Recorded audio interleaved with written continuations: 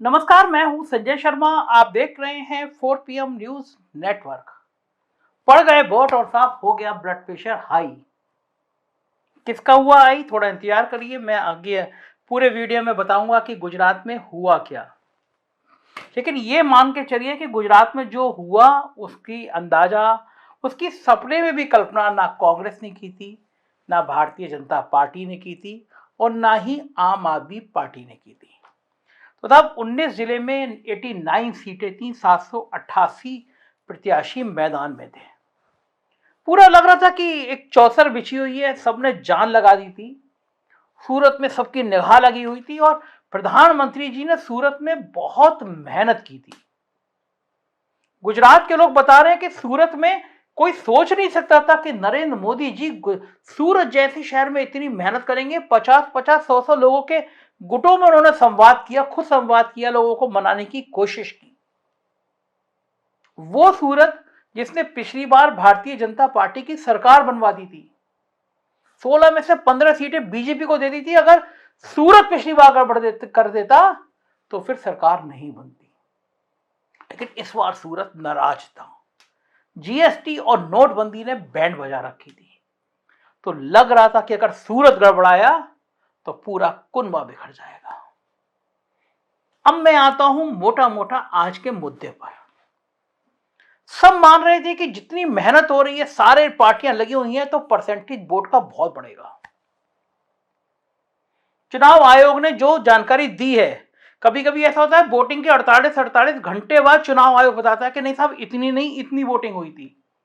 देश का चुनाव आयोग जिस हालत में पहुंच गया, उसमें कुछ भी करना बेमानी नहीं है। कुछ भी कर सकते हैं भाई लोग, कुछ भी मतलब कुछ भी। लेकिन जो अभी तक आंकड़े आए हैं वो लगभग 59% वोट के आए हैं। मतलब गुजरात के पहले चरण में 2017 की तुलना में लगभग 10% कम वोटिंग होने की सूचना है। 2017 में इन्हीं इलाकों में पहले चरण की वोटिंग हुई थी, जहां पे अब हुई है 2012 में 72%, जबकि 2017 में इन्हीं इलाकों में 69% वोटिंग हुई थी। 2022 में जो आंकड़ा आया वो लगभग 59 और 60 के बीच में घूम रहा है। अब अलग अलग पैमाने आ रहे हैं।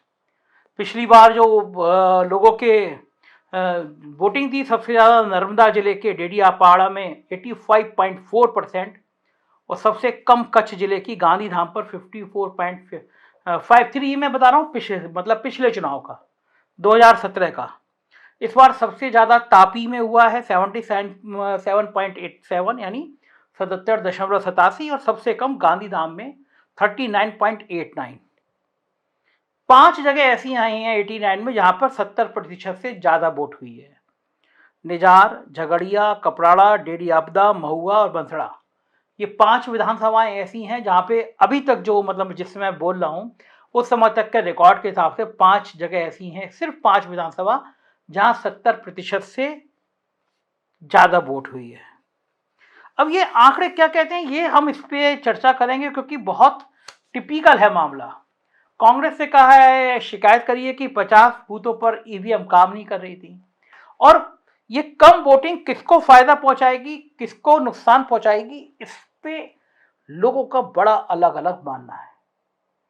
हमारे 4PM गुजरात के संपादक हैं मयूर जानी, उनका मानना है कि ये कम वोटिंग कई मायनों में अलग अलग संदेश दे रही है, नुकसान हो रहा है भारतीय जनता पार्टी का। अभी तक उनको लग रहा है, ये अपनी बात में तर्क भी दे रहे हैं। देखिए, अगर ये जो फर्स्ट फेज का जो पहले चरण का जो वोटिंग जो हुआ वो हमको ये बड़ा साफ लग रहा है कि क्योंकि ये 10% के आसपास कम हुआ है, और इतिहास साक्षी है इस चीज़ का कि जब भी वोटिंग कम होता है तो सत्ताधारी पार्टी जो होती है उसके लिए बड़ी मुसीबत हो जाती है। फॉर एग्जांपल आप ले लें 2012 का, अगर आप गिन ले तो 2007 में जब बीजेपी ने इलेक्शन जीता था तो उसकी 117 सीटें आई थी। फिर जब 12 में इलेक्शन हुआ तो वोटिंग परसेंटेज जो है डाउन हो गया था, वो 71% के आसपास कुछ था, तो वहाँ उनकी 2 सीटें कम हो गई। फिर 2017 में जब 69% के आसपास जब वोटिंग हुआ, जो कम हो गया वोटिंग, ये पहले फेज की बात कर रहे हैं हम। तो फिर बीजेपी की सीटें 2.5% के आसपास जब वोटिंग कम हो गया तो वो 115 से कम होके वो 99 पे आ गई। अब जबकि 10% का पूरा कटौती दिख रहा है पूरे वोटिंग में, मतलब 69%, 69 पॉइंट समथिंग परसेंट था, उससे कम से कम ये 59-60 के आसपास का मामला है पूरा। तो ऑलमोस्ट 10% जो है वो वोटिंग कम हुआ इस बार। तो आप सोच लीजिए कि अगर वो 2012 और 2017 में अगर 1.5 या 2.5% में इनकी अगर इतनी सीटें कम हुई थी, तो आप सोच सकते हैं कि अगर ऑलमोस्ट 10% का अगर वोटिंग कम होता है तो जो रूलिंग पार्टी है उस पर क्या असर पड़ेगी। हमको लगता है कि ये भारतीय जनता पार्टी के लिए खतरे की बहुत बड़ी घंटी है। और अब जो दूसरा फेज है, जो सेकंड फेज है, दूसरा चरण, उसका भी हमको एक इंतज़ार करना पड़ेगा जो 5 तारीख को है। और अगर वो भी, क्योंकि इसमें बहुत सारी बातें हैं, हम कोशिश कर रहे हैं कि हम आपको पूरा एक विश्लेषण दे दें आपको, लेकिन हमको अभी भी जो साफ दिखाई दे रहा है, जो साफ लग रहा है, वो यही है कि बहुत मुश्किल वाली बात है भारतीय जनता पार्टी के लिए। और दूसरा चरण का भी मतदान अगर इसी पैटर्न पे हो गया तो फिर भारतीय जनता पार्टी के लिए सत्ता में टिके रहना बहुत ज़्यादा ही मुश्किल हो जाएगा। ये हमारा अभी मानना है, जो आपको हम बता रहे हैं। कई लोग कह रहे हैं क्योंकि आरएसएस के कैडर मोदी और अमित शाह से नाराज होकर घर पर बैठ गए हैं। अभी 2 दिन पहले हम लोग बातचीत कर रहे थे 4PM गुजरात पे, तो मयूर जानी ने कहा भी था कि पुराना विश्व हिंदू परिषद, मतलब तोगड़िया जी वाला विश्व हिंदू परिषद, बजरंग दल, संघ, ये सब के सब नाराज हैं। इनके नाराजगी का कारण ये कि ये तो घर पे बैठ गए हैं या गुस्से में हैं, और लोग मानते हैं कि इनकी नाराजगी की वजह से वोटिंग कम हुई है। यदि ये वाकई में ये बात सच है तो ये भारतीय जनता पार्टी के लिए बुरे सपने की तरह है। और लोग अलग अलग कह रहे हैं। कई लोगों का मानना है कि इलेक्शन ड्यूटी में लगे सरकारी कर्मचारियों, जिनको विपक्ष ने ये कहा था कि भाई हम आ गए तो हम तुम्हारी पुरानी पेंशन व्यवस्था बहाल कर देंगे, उन लोगों ने जानबूझकर वोटिंग की प्रक्रिया को धीमा कर दिया। लेकिन हम इस थ्योरी पे बहुत भरोसा नहीं कर सकते क्योंकि लाइन तो लगी जाती है। लेकिन एक बात है, सेफोलॉजी का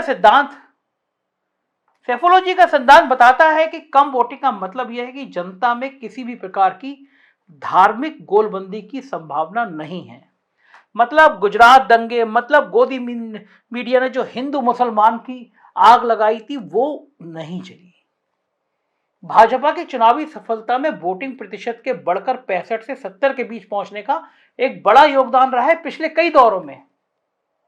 और सबसे बड़ी बात यह है कि युवाओं में आज वोटिंग के प्रति उत्साह देखा गया, जबकि चुनाव अभियान के दौरान युवा ही सबसे ज्यादा सरकार के खिलाफ दिख रहे थे, महंगाई, बेरोजगारी के मामले में बात कर रहे थे। और 10% वोट का कम होना, वो भी त्रिकोणीय मुकाबले में जहां 3 पार्टी लड़ रही हो, सत्ताधारी दल को बहुत डरा रहा है। बीजेपी को लग रहा है कि हो क्या रहा है, कुछ भी हो सकता है। आप थोड़ा पिछले चले जाइए, 2005 का बिहार विधानसभा चुनाव। 2005 में जब वोटिंग प्रतिशत वर्ष 2000 के 52 की तुलना में घटकर 44 पर आ गया था, और इस घटे वोटिंग प्रतिशत का परिणाम यह हुआ था कि लालू परिवार की सत्ता समाप्त हो गई थी। त्रिशंकु विधानसभा बनी थी तब 243 सदस्य वाली। बिहार विधानसभा में एनडीए को 92, राष्ट्रीय जनता दल को 75, लोक जनशक्ति पार्टी को 29 और कांग्रेस को सिर्फ 10 सीटें मिली थी।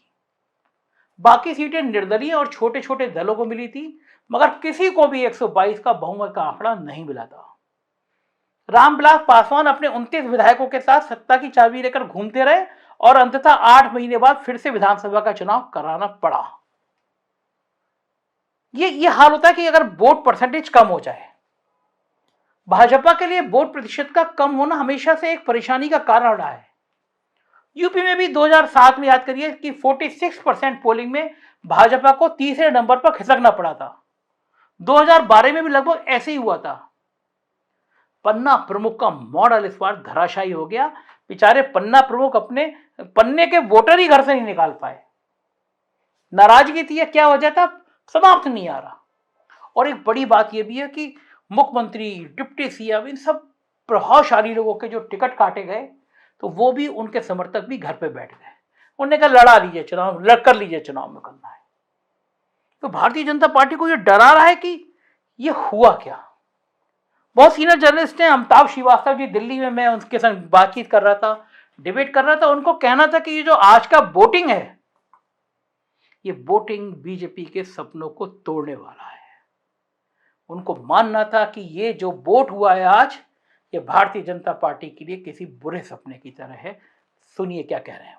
थोड़ा सा उसको शायराना अंदाज में कहूँ तो मीर का शेर आता है कि उल्टी हो गए सब तदबीरें, कुछ न दवा ने काम किया।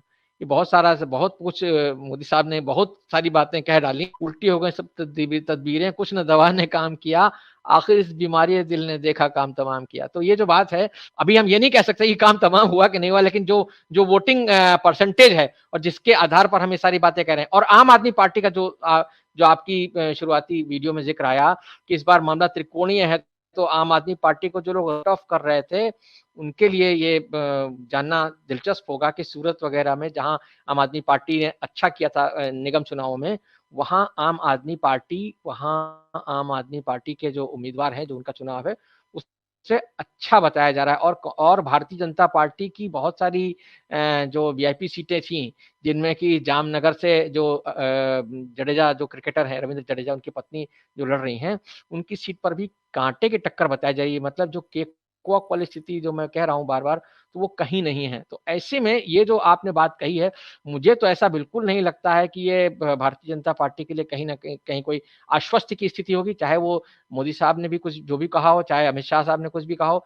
लेकिन कुल मिलाकर के चूंकि ये गुजरात का चुनाव है, और गुजरात नरेंद्र मोदी जी और अमित शाह जी के लिए सिर्फ एक चुनाव नहीं है, उनकी अपनी साख का, उनकी अपनी निजी साख का सवाल है, क्योंकि वो दोनों गुजरात से ही आते हैं। और पूरी की पूरी जो राजनीति में गुजरात मॉडल जो मोदी साहब ने प्रचारित किया था 2013 ऑनवर्ड्स, तो वो गुजरात मॉडल जो है उसकी हवा निकलती हुई दिख रही है। अगर आपका ग्रामीण मतदाता जो है वो उसका असंतोष कहीं ना कहीं जो हैवी वोटिंग ग्रामीण इलाकों में दिख रही है, तो वो उससे कहीं ना कहीं ये बात जाहिर होती है कि मतदाता तमाम सारी जो बातें हुई, तमाम जो यहाँ पर अस्मिता मूलक प्रचार किया गया, चाहे वो खड़गे साहब के बयान को लेकर के मोदी साहब ने अपने ऊपर हमला मान लिया कि साहब हमको देखिए रावण कहा जा रहा है। आज भी मैं कहीं देख रहा था उनका, तो उन्होंने कहा कि साहब खड़गे साहब से मुझे कोई शिकायत नहीं है। उन्होंने कहा मैं उनकी बहुत इज्जत करता हूं। उन्होंने तो वही कहा जो उनसे कहलवाया गया है, और कहलवाया किसने होगा, तो उनका इशारा कुल मिलाकर के सोनिया गांधी, राहुल गांधी और प्रियंका गांधी की तरफ होता है। तो ये जो चीजें हैं ये, लेकिन कोई भी तदबीर जो है, जैसा मैंने कहा, वो कुछ भी काम आता हुआ दिख नहीं रहा है। कम से कम जो वोटिंग परसेंटेज है उसके आधार पर अब आप अंदाजा लगाइए कि आज मोरबी में भी वोट पड़े हैं, और मोरबी का मतदाता जो है, वो जो मोरबी का हादसा हुआ है उसको भूला नहीं है, ऐसा वहां की वोटिंग परसेंटेज से दिख रहा है। तो ये जो बीजेपी सरकार ने बहुत बड़ी बड़ी बातें कही, चाहे वो डबल इंजन की बात हो, चाहे कुछ भी हो, उसका कहीं बहुत ज्यादा असर हुआ होगा मतदान में, ऐसा दिख नहीं रहा है संजय जी। क्योंकि देखिए सबके अपने अपने तर्क हैं, अपनी अपनी स्टडी है, सीनियर जर्नलिस्ट हैं। ऐसी मीनू जैन है, बम्बई में शानदार पत्रकारिता करती हैं, वो बड़े बड़े अखबार मैगजीन के वो एडिटर रही हैं। उनका कहना था कि आदिवासी इलाकों में जो ये मत प्रतिशत ज़्यादा हुआ है, और जो सबसे बड़ी बात ये सामने आ रही है कि जो कम वोटिंग हुई है उसमें ग्रामीण इलाकों में ज़्यादा हुई है, शहरी क्षेत्र में कम हो गई है। और शहरी क्षेत्र बीजेपी के वोटर हैं, बीजेपी के गढ़ हैं, और उसमें भी शहरी क्षेत्रों में आम आदमी पार्टी बहुत एक्टिव है। ये बीजेपी की परेशानी है। सुनिए मीनू जैन को और देखिए वो क्या तर्क दे रही हैं आज के कम वोटिंग का। डांग और तापी में सबसे ज्यादा मतदान हुआ है वो ट्राइबल बेल्ट है। ट्राइबल बेल्ट भी 14 सीटें हैं साउथ गुजरात की, उसमें से 7 बीजेपी के पास है, बाकी कांग्रेस के पास है। तो अगर वहां पे भारी मतदान हुआ है तो आजू बाजू भी उसका असर पड़ा होगा जरूर। तो इसका मतलब यह है कि वहां सीटें बढ़ेंगी कांग्रेस की। ट्राइबल साउथ गुजरात का जो ट्राइबल इलाका है वहां पे कांग्रेस की सीटें बढ़ने वाली हैं, और ये फिर खतरे की घंटी है। जबकि भाजपा ने, मोदी की जो सरकार है, वहां जो भाजपा की सरकार है, उन्होंने गुजरात में बहुत काम किया है पिछले दिनों इन ट्राइबल एरियाज के लिए। क्योंकि उनको ये था कि जो हमारी सौराष्ट्र या कच्छ में सीटों में जो कमी आएगी उसकी क्षतिपूर्ति हम ये इस ट्राइबल एरिया से करेंगे। तो इसके मद्देनजर, और ट्राइबल एरिया ट्रेडिशनली कांग्रेस का स्ट्रॉन्ग होल्ड रहा है, तो इसमें कांग्रेस को डेफिनेटली इसमें फायदा मिलेगा। दूसरी बात है सौराष्ट्र की। सौराष्ट्र में भी मतदान बहुत बहुत कम हुआ है 19 से। पिछली बार 68% था। अभी देखना है कि 62% तक मेरे पास खबर आई थी 5:45 तक। तो उसमें ये बोल रहे थे कि 2-4% और बढ़ेगा आगे, उससे ज्यादा बढ़ने वाला नहीं है। तो अब सौराष्ट्र जो है, और सौराष्ट्र और कच्छ है, वो तो वहां पे कांग्रेस डेफिनेटली हमेशा से अच्छा करती आई है। और पिछली बार जो सीटें में जो बढ़त आई थी वो उसी इलाके की वजह से आई थी। तो जो ये कहा जा रहा था कि भाई पटेल वोट जो है वापस चला गया है बीजेपी में, भाई जो 2017 में जो पटेल वोट कांग्रेस की तरफ आया था, वो ये कहा जा रहा था कि वो 2022 में वापस चला गया है।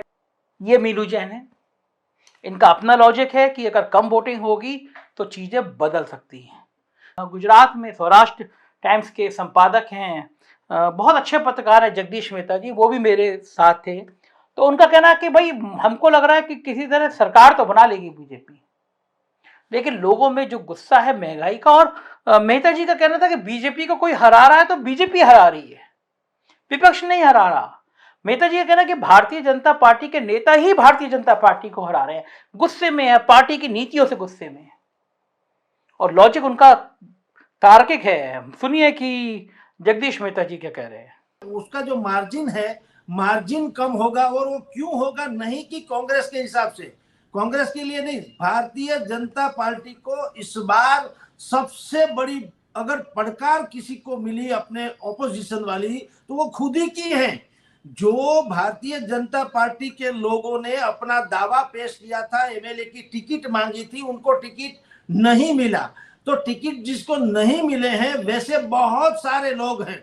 और एक बात और भी मैं आपको बता देता हूं, सभी को ऐसा लग रहा है कि हम अगर इस बार टिकट न मिले वो तो खैर, लेकिन हमारी शक्ति अगर हम नहीं बताएंगे तो नरेंद्र मोदी और अमित शाह तो वैसे भी कह रहे हैं कि हमारे पास ये चुनाव जो है वो अपना 2022 का भी नहीं है, 2024 का भी नहीं है। ये जो चुनाव है वो पूरे गुजरात और भारत का 25 सालों के लिए है। यानी कि इस बार अगर जो भारतीय जनता पार्टी निकल गई तो आगामी 25 साल तक जितने भी इलेक्शन आएंगे उसमें मोदी जिसको कहेंगे, अमित शाह जिसको कहेंगे, उन्हीं को टिकट मिलेगा।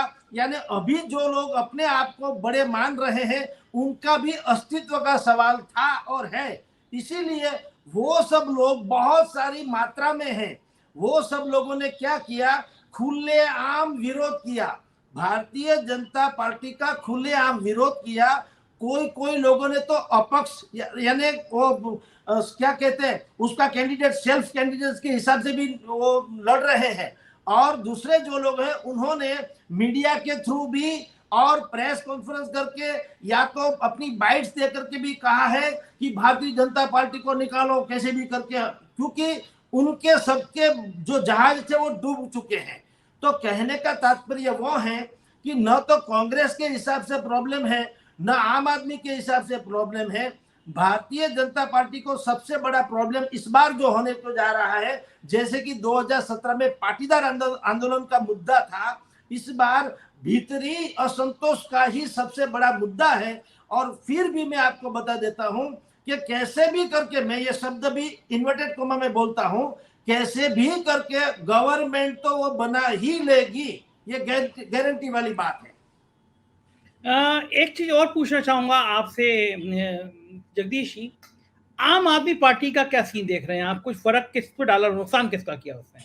सर जी, एक बहुत बड़ी एक हादसा जैसी ये बात है और मैं हर चैनल में ये कह रहा हूं और आज तक आम आदमी पार्टी ने उसको इनकार भी तो नहीं किया है। मैं आपको बता दूं, ये नहीं मैं बता रहा हूं कि मुझे मेरे पास कोई एविडेंस है, लेकिन कहा जो जा रहा है कि कुछ ना कुछ ऐसा डील हुआ है। तो अगर आप इन सबको सुनेंगे तो आप भी कंफ्यूज हो जाएंगे कि हुआ क्या रहा है, क्या चाह रहा है गुजरात, इतने कम वोटिंग से क्या संदेश दे रहा है गुजरात।